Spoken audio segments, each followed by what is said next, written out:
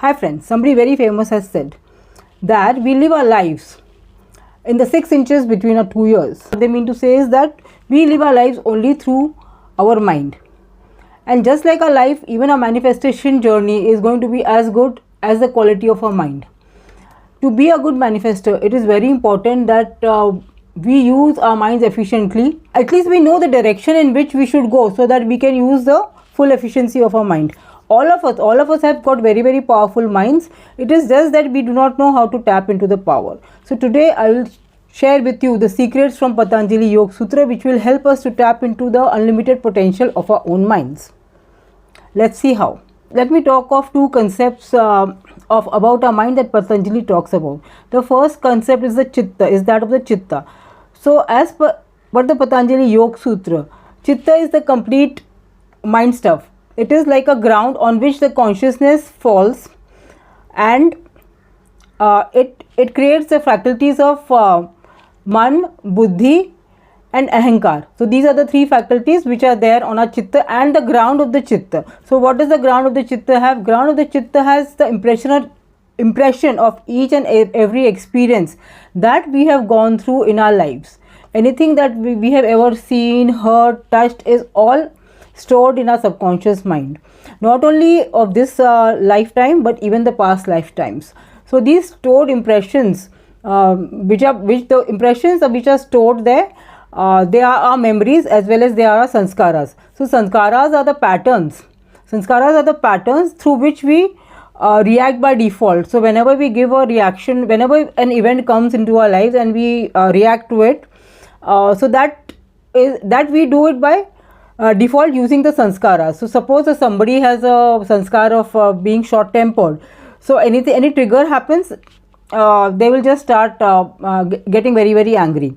Some people are very chilled about it, and so they will be very calm in the same kind of situation. We all have seen this. So this is because of the sanskaras that are there in a Chitta. So Chitta is a full mind step. It is where all our cognition, perception, memory and everything happens with respect to our mind. The functions of our mind are all taking place on our Chitta. The second concept is the concept of vrittis.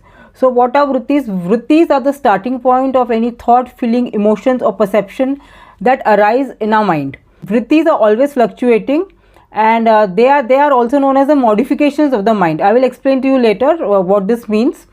Just stay with me.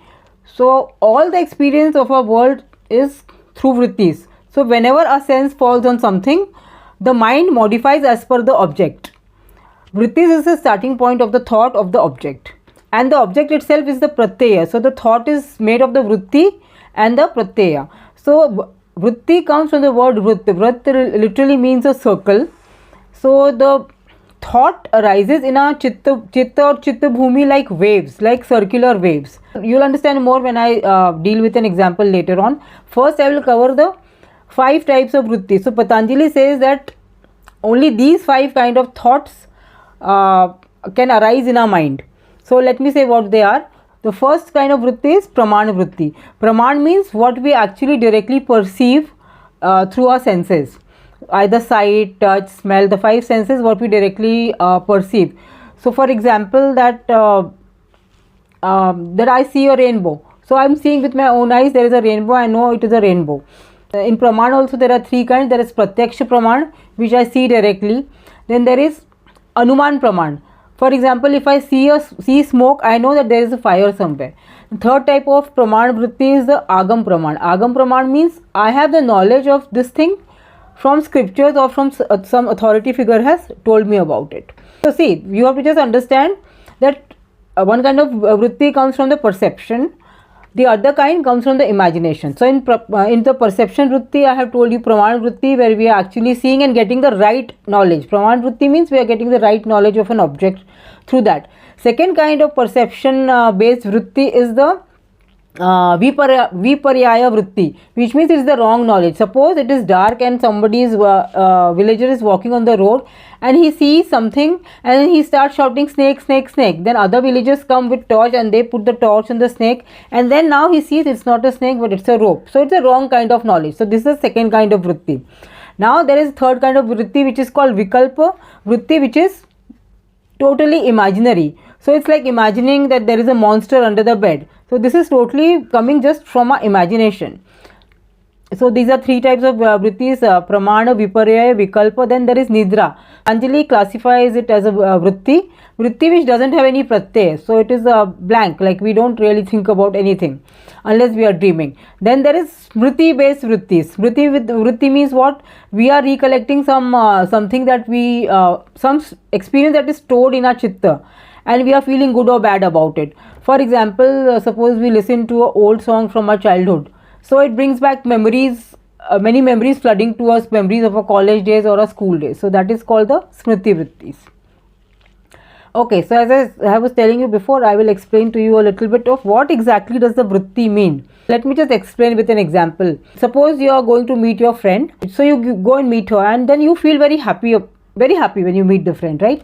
So here the pratyay is the friend, like you're interacting with the friend, thinking about the friend, talking to the friend. Pratyay is the friend, vritti is the happiness. So what happens? The vritti of you meet your friend, you feel a little happy.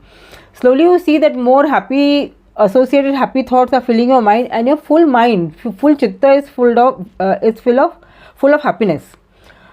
So kind of happiness takes over your mind, and you identify with that happiness. You even say that I am happy. Okay, so now your meeting with the friend is over. Now you go ahead, you have some other official meeting, and you are in the traffic. Now you are stuck in traffic, there's a lot of traffic. Now you are getting anxious because the meeting time is coming near, and you think that you might be late. So now the happiness from your mind is gone. That is slowly getting replaced by anxiety, and your anxiety builds up. And soon enough you are just anxious. So you are again now identifying with the anxiety. Now when that meeting also is over, anxiety also goes away. So you see that happiness came and went, anxiety came, went. Your mind is still there, your chitta is still there.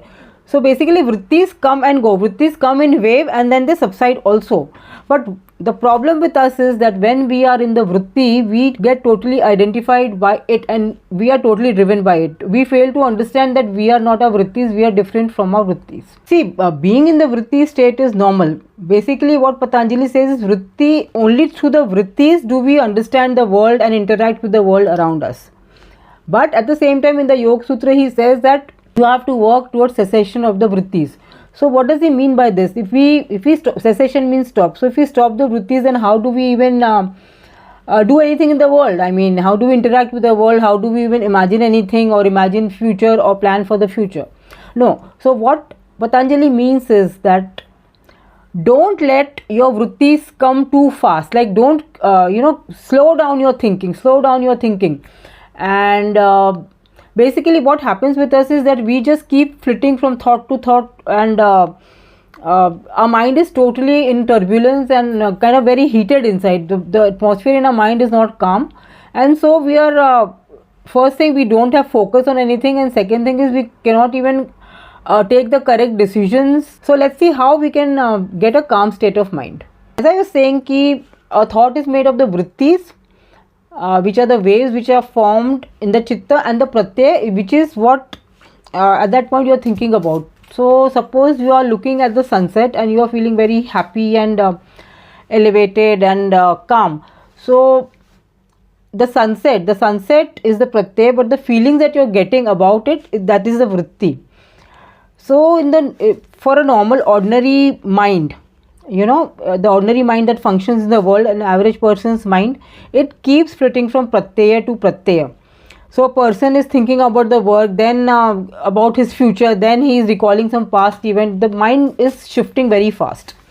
So because the pratyaya changes, the vrittis also change. So when vritti changes, as I discussed earlier, when any vritti arises, the chitta is itself filled with the vritti. So chitta is actually folding as per that vritti. So when then too many waves come of different related to different pratyayas, our mind is very turbulent and very it can get very confused. So with this kind of mind, you can never get a focus. So the idea is that we should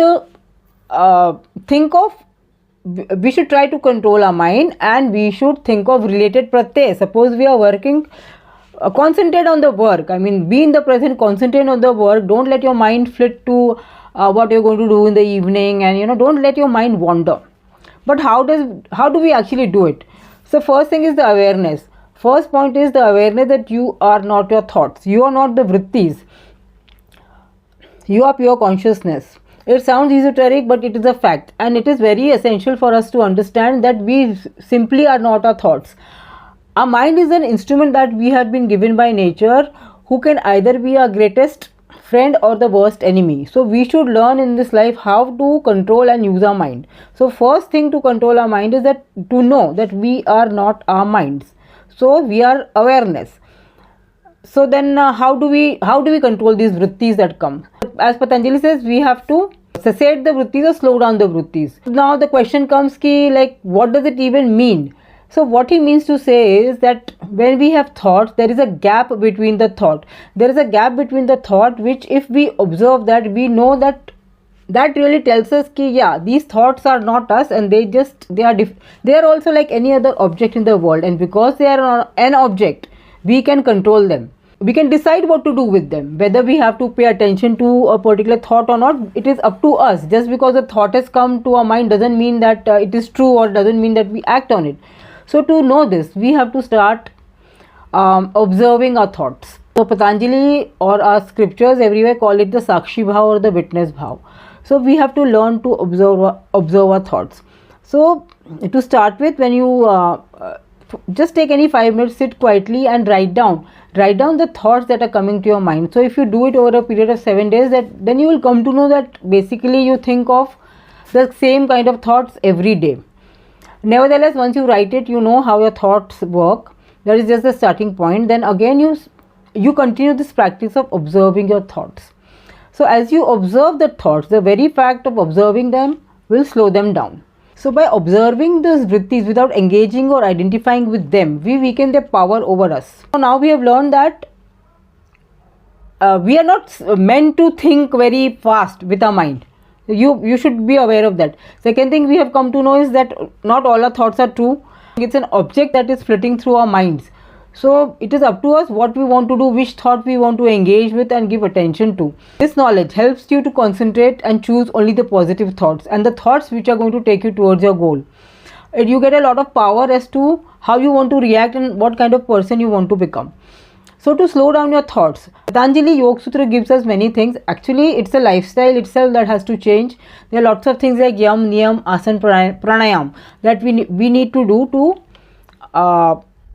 to have a better control on our mind. Nevertheless, not everybody is into all this, but I can tell you at the mind level what we can do. So basically, breath work or deep breathing. Deep breathing is a way by which we can slow down our mind. So once our mind is slow, it is very easy for us to track our thoughts, and instead of reacting without thinking, we can think and then respond. And when at every situation we learn how to respond, the sanskaras that are stored inside our mind, the negative sanskaras, can become positive. So let's see this with an example. Now suppose there is a person called Rahul, and he gets very angry when he is criticized. Now he has learned about this Patanjali Chitta Vritti Nirodha, and he has started to practice it. So now the next time he gets angry, he will observe, he will see that anger is coming up. So basically earlier on when the anger used to come up, he used to say that, oh, I am angry. Now he used to turn and say that, see, the emotion of anger is coming up in me. So once he dissociates himself with the anger, it is easy for him to handle it. So first step he will do that, but he will still get angry because he is like, the sanskara is very deep inside his mind. Next time he does it, anger itself will arise slowly. Third time he does it, it will be even slower. Then he will be actually able to control his reaction. So this is how step by step you change your sanskara. So breath work and yoga are one way to slow down your vrittis. The awareness itself is the first way, as I told earlier. Second thing is the attachment. So you have to reduce your attachment to things. So I'll explain with an example. Now suppose a mother will keep thousands of thoughts about her child because she is very, very attached to her child. Similarly, a person who is attached to money will keep thinking about money. How do I save it? How do I invest it? So it is not that you do not love your child. You love your child and you earn money, but reduce your attachment. Do not create so many thoughts about these things, thoughts of worry about the child, let's say, or thoughts of worry about losing your money, because these are all negative patterns. So once we understand that and distance ourselves from these vrittis and slow them down, we become amazing manifestation machines, because we have much more power over our mind, and our minds are very, very powerful. See, whatever thoughts, positive thoughts that you think and you give your attention to, they will fructify in your life. So if instead of getting distracted in your life with different kind of scattered vrittis, you focus on your goal, nobody can stop you from achieving them. Because if you are focusing on your goal and doing things like visualization, affirmation, it has gone into your subconscious mind, deep inside your chitta, and it will just fructify. That's how our mind is supposed to function. Hope it helps. Bye.